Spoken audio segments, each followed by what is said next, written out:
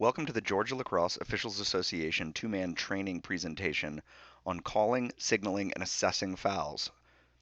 This is using the 2020 NFHS Boys Lacrosse rules. So for first-year officials, one of the biggest questions is, when do you throw a flag? And that comes down to a couple of key things. Any personal foul, you are going to throw the flag. The question we really need to be asking ourselves is, when do we kill the play? Remember, the most important thing we do as officials is keep the game safe. So when you see a safety foul, you're going to throw your flag. Technical fouls, you throw a flag if the team that is offended, whether it's the individual who gets fouled has the ball, or one of his teammates has the ball when he is fouled, you're going to throw a flag. And remember, possession is defined as carrying, cradling, passing, and shooting. With technical fouls, not with line calls, there also has to be an advantage gained. So you may pass on what looks like a push from behind and not throw a flag if you do not feel that there was a serious advantage or disadvantage, right? So the key here is there's advantage, disadvantage, and possession of the ball. You're going to throw a flag. All right? A couple of things we want to pay attention to when we are throwing our flag. Pull it out and throw it straight up into the air. For football guys, you guys are used to kind of spot fouls and throwing it where the penalty occurred so that you can assess it later on. That's not really what we do in lacrosse. We want to launch this sucker. And the key thing, we're going to yell flag down because we're going to let the offense know and the defense that the offense gets a free play. Essentially, nothing bad can happen to the offense during a flag down slow whistle. And most importantly, we are going to keep our eyes on the players. What you don't want to miss is the retaliation by the offensive player. So we've got this handy chart here. This is also available on galaxref.com on our resources page under documents. Loose ball foul by B1 is a play on. We'll get into what a play on is. But we're not going to end the play. It's a loose, so we're not going to throw a flag. Personal foul, even if the ball's loose, apologies, we're going to throw a flag. Team A has possession, foul by B1, flag down, slow whistle, whether it's a technical or a personal foul, right? The difference here is with a loose ball personal foul, you're killing the play straight immediately. Team A has possession, foul by A. If it's a technical foul, you're just taking the ball away from A. It's just a change of possession. If it's a personal foul by A, it's an immediate whistle, and we are going to throw the flag. So, flag down, slow whistle. We've talked about this sort of a couple of times, but let's really get into it. Flag down, slow whistle is essentially a free play by the or for the offense, and it is going to end when one of these things happen. If Team A scores a goal, you blow the whistle, the flag down is over, and you assess the penalty. If the offense commits a foul, whether that is a failure to advance, so the 4-second count, the 10-second count, the 20-second count, if they ward, if they set a moving screen, or if they slash somebody, it doesn't matter. If the offense commits a foul, we're going to end the flag down slow whistle.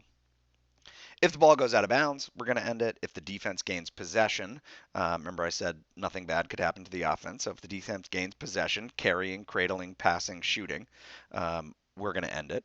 If there's an injury that requires stoppage in the area where play is happening, in the scrimmage area, if somebody is on the other side of the field and they've sprained their ankle or they have a cramp, and you are not worried about their immediate safety, allow the play to continue until there are no immediate scoring opportunities. But really, the team gets a free play. Of course, if a kid is injured and really hurt, kill the play as soon as there's no immediate scoring opportunity and get attention to him ASAP. The period ends, or somebody loses equipment in the scrimmage area. And any second foul by the defense. And remember, this second foul could be a loose ball foul, right? So if the ball hits the ground, you keep play going. If there's a deflection off the goalie or the cage, play continues under a flag down slow whistle. If somebody misses a shot and the ball is still in play, you keep playing. Second foul by Team B should be stopped unless there's an imminent scoring opportunity. And remember, that second foul can be a loose ball push. So in this case, a loose ball push is going to serve 30 seconds. So the play on. The play on was designed to allow play to continue on a loose ball technical foul, um, and to allow a team that looked like it was likely to regain possession of the ball and potentially go on a scoring opportunity. You don't want to blow the whistle to tell people that, hey, I'm going to give you the ball, and I stopped play and allowed the defense to reset themselves, but you were probably going to pick the ball up anyway and go on a fast break. We don't really want to do that, right? So if you see a loose ball technical foul, 90% of the times these are holds or pushes. If there's no clear advantage, the kid's not going to pick the ball up. Kill the play. You hold your hand up, you say play on. If the kid picks it up, you point in the direction and you say blue ball. You're signaling you're ending the play on. But if he doesn't pick it up or he doesn't regain his advantage, what you want to do is kill the play and say push, blue ball. Allow everybody to get to where they need to be on the restart and blow it back in. The key here is you want somebody who's likely to gain and maintain an advantage. If you get pushed from behind illegally and you stumble to pick the ball up, you pick the ball up, and then you're immediately checked by the guy who pushed you illegally in the first place, you've never really regained your advantage. So don't think of a play on as ending because somebody has possession of the ball again. What would they rather have? Would they rather have the ball and the opportunity to continue playing, or would they rather have a free restart? You kind of have to think like a player. So, in the example on the left, this kid is not going to pick the ball up, right? The ball's clearly loose, but he's not going to pick the ball up. So, you kill it and you award the ball to the red player here. In the case on the right, blue is very likely to gain possession of the ball here. And he's likely to keep streaking down the field and doing whatever he wants to do. So, you allow play to continue.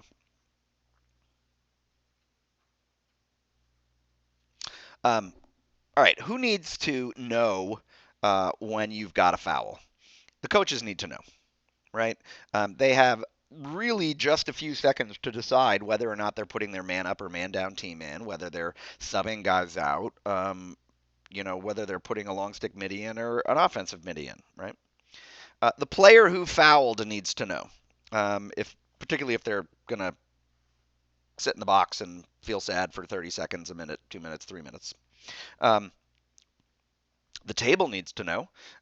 They need to write all this information down in the book. They need to track the penalties. They need to get the time right when the penalty releases. And of course, your partners need to know. It is imperative that you communicate this information concisely, clearly, and quickly. And I would add in that the fans need to know. The fans need to know what's happening in the game. That is an important group that you can sort of keep on your side if you give them the information that they need. So let's talk about reporting a foul. In this case, we have the trail. He has a foul. The first thing he's going to do is look at his partner. And he's going to tell him, I got a slash on 31 blue, 1 minute. You do not need to run across the field. This is where using your number signals and your signals can be really important. Then the trail is going to go over. You do not need to run all the way over to the table, but you want to get it so that the table can see you. You want to get their attention. You want to say table and give them all the information that they need, right? Your partner, while you're doing this, is going to do what we call set the field. We are going to find where the ball is. Don't assume that a player is going to get it or put it in the right spot. You're going to move the ball to the place where penalties should be restarted. It should be kind of near where the foul occurred in the alley or the corner of the box, sometimes top center, way up by the face-off X. You are going to tell the defense and the offense, guys, you're down for a minute, and look at the clock and tell them when the penalty will release. It's a really important bit of information that allows you, particularly when you're in transition in man up, man down, and you're trying to figure out how many guys should you be counting for offsides. Right? If the lead has a flag, we're just going to reverse this. The lead's going to signal, and the trail is going to come over and relay to the table. That's because the lead is closer to the goalie, and he's going to really set the field and make sure everybody knows what they need to do. If you both have a flag, this is a moment where we probably want to come together. We want to make sure we have the same flag on the same player, that we don't forget to report a foul. Just because you have a slash and your partner has a slash doesn't mean you have the same slash on the same player. You also don't want to yell across the field, hey, I have a push, and the other guy's yelling, I have a 3-minute ejection targeting penalty on the same play. You want to talk about those fouls, particularly big fouls. Right? Once you get it all straightened out, you relay, and the lead sets the field.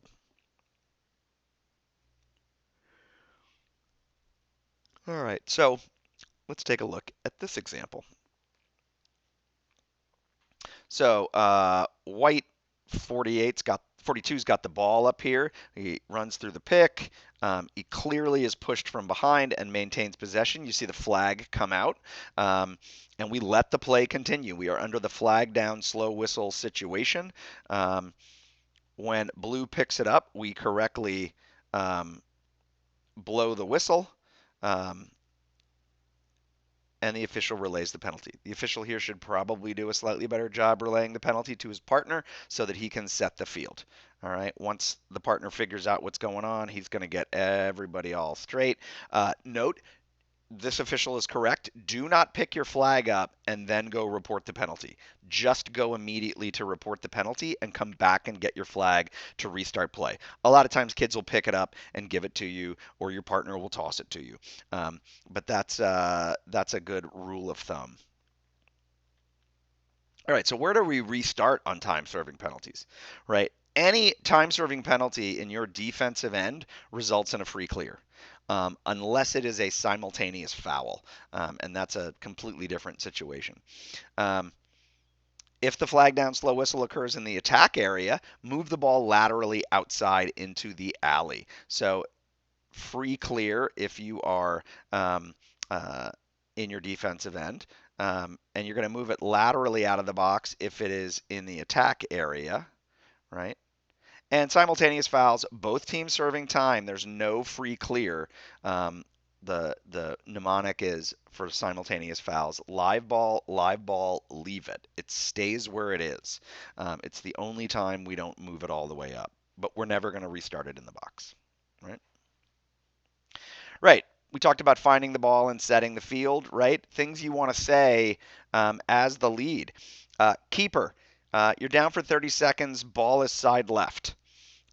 Let everybody know what's going on. Again, like I said, penalty's 30 seconds. Guys, the penalty's out at 5:38. That way everybody knows what's happening. Make sure you're counting to make sure the defense has the right number of guys. If you're one man down, the defense should have 5 and a goalie, and the offense should have 6. You do not want to restart play on a man up, man down situation with the incorrect number of players.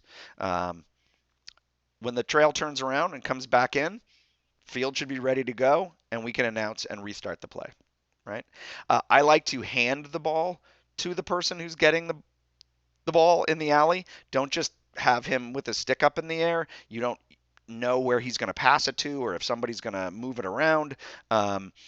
Make sure you get the goalie's attention and you say, goalie, ball's with me, number 11 has it. You hand it to him, and then we're all on the same page. So calling a penalty. The first thing you need to do is see it. If you don't see it, you can't throw it. You've got to be watching where you're supposed to be watching. Focus on your keys, or the on official or the off official, but see the entire play. If you see it, throw your flag and yell flag down loudly. Toss that sucker way up into the air. Pro tip, if you are in the defensive end and the ball is transitioning to the offensive end, throw the flag forward or carry it with you for a little while and throw the flag. Say to yourself the player's number that committed the foul. Again, these flag down slow whistles can go on for a long time, and they'll switch off each other. You can't just assume you're going to know. So say red 45 a couple of times. As soon as the flag down slow whistle ends, blow your whistle and stop play. Report to your partner. We're going to talk about what C note is. It's the order in which we're going to give information. Get the player off the field, report the table, and prepare to restart play. Let the players know what the penalty is and where the ball will start. So here we are. I need you to imagine that you are on an ESPN television game and a zillion people are watching, right? Particularly new guys. These are things you really need to practice. You need to get in front of your wife or your girlfriend or your daughter's full length mirror, and you need to practice these signals. We've got videos on our YouTube channel of one of our officials demonstrating these signals. But get your book out, watch the video, practice these signals so that you really do look like you know what you're doing. C note: color, number, time, and explanation. You're always, every single time, going to give the information on a foul in this order. So you're going to say red. 47. Offense is the unnecessary roughness, right? Um, uh, Time, 2 minutes. Explanation: there's going to be a face-off, or there's no face-off, or these are simultaneous fouls, or this is a non-releasable penalty. But you're going to go in this order every single time. So as you're gathering your thoughts and you're walking up to the table, remind yourself: color, number, offense, time, explanation.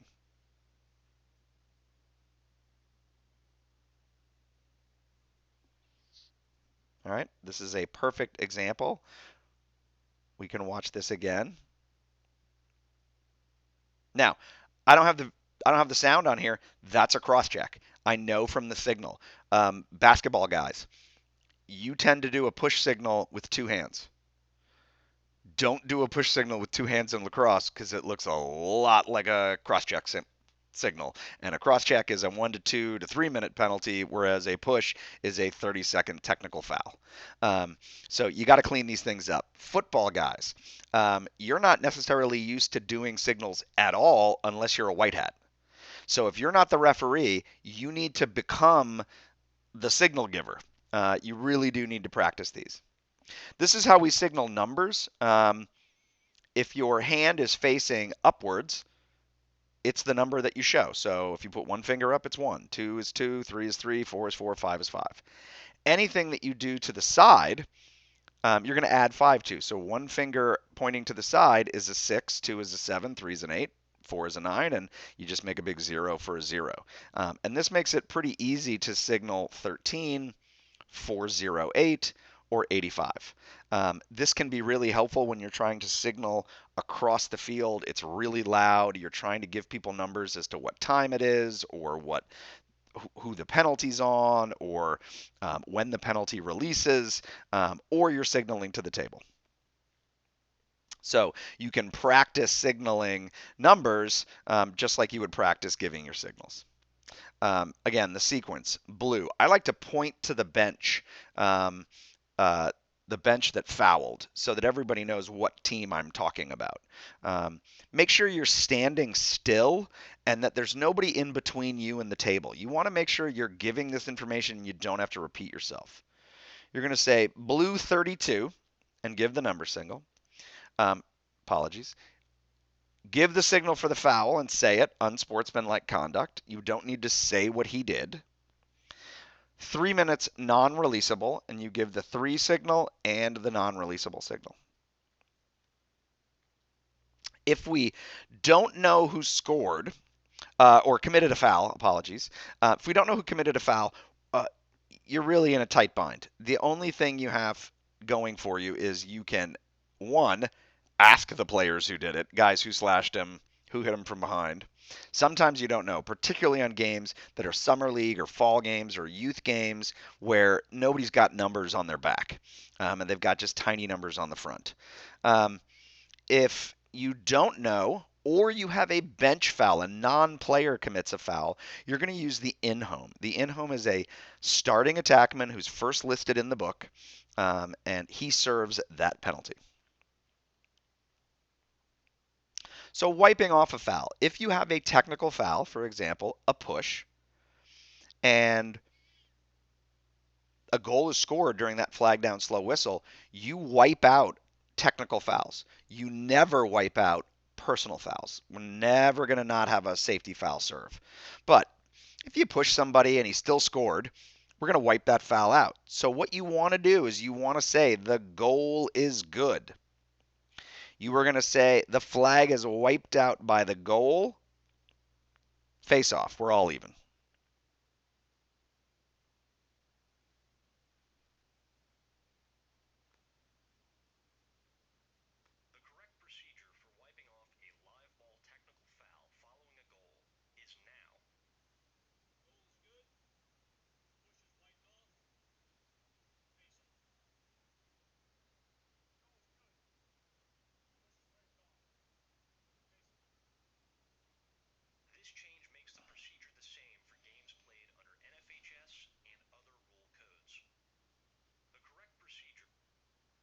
All right.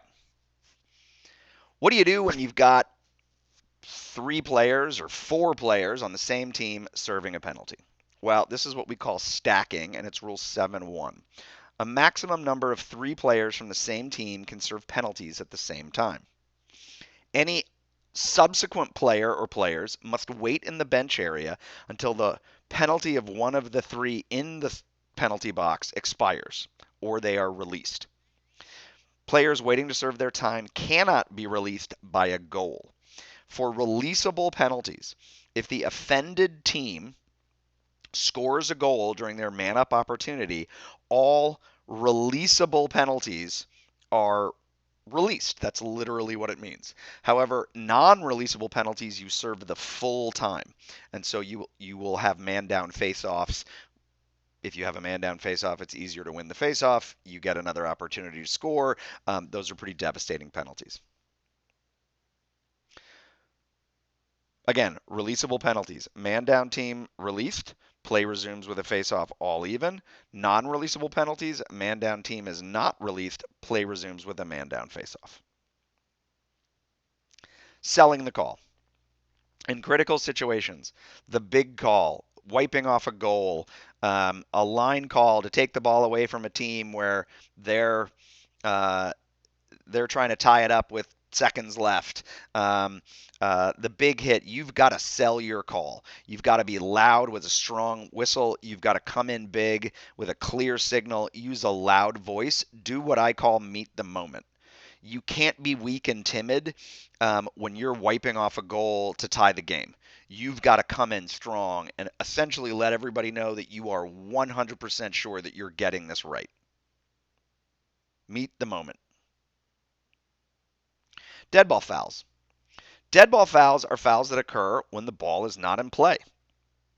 It even uh, happens if you have not blown your whistle. For example, if a player runs out of bounds, he's clearly out of bounds, so play should have stopped, but you have not gotten your whistle up to your mouth to blow it yet, or as happened to me the other day, my whistle sheared off, and I went to blow it, and all I had was the finger part and not the whistle part, so I had to reach into my pocket and grab my backup whistle.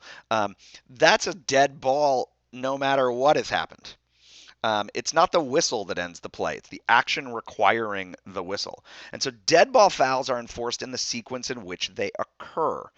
If A commits a dead ball foul, right, possession will go to B.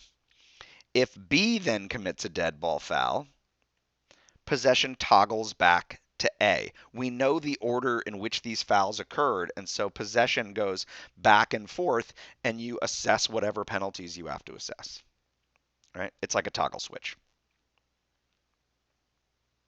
So this is the personal foul tree. You can take a look at this all you want and pause it. This is also available on galaxref.com under our resources page. But it is essentially a personal foul tree of what you're going to have. And of course, we have our technical foul tree. And you can go through this and review the process. So, simultaneous fouls. These are called on players of opposing teams during a dead ball when sequence cannot be determined. For example, if you check two guys' sticks and both are illegal, how do you know which one came first? You don't.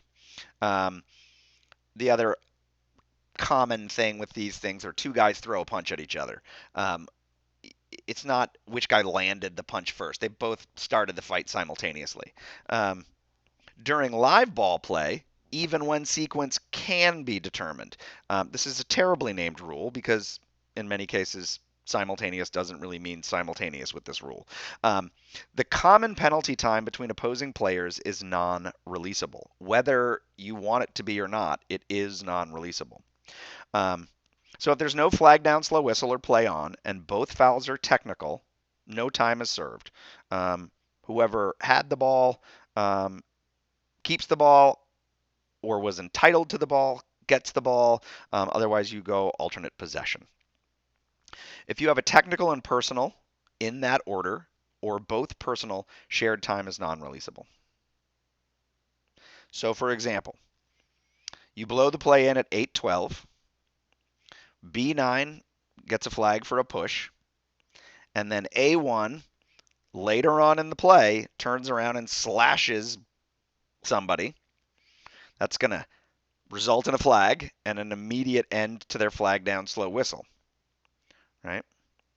In this case, A1 gets a 1 minute slash, B9 gets a 30-second push, right? So B9 has less penalty time. They're going to get the ball.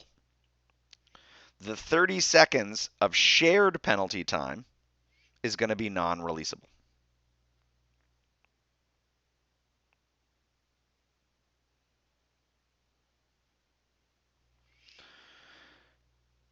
If you want to look more at simultaneous fouls, we have an entire presentation on simultaneous fouls with lots of examples available on our YouTube channel page. Make sure you check it out.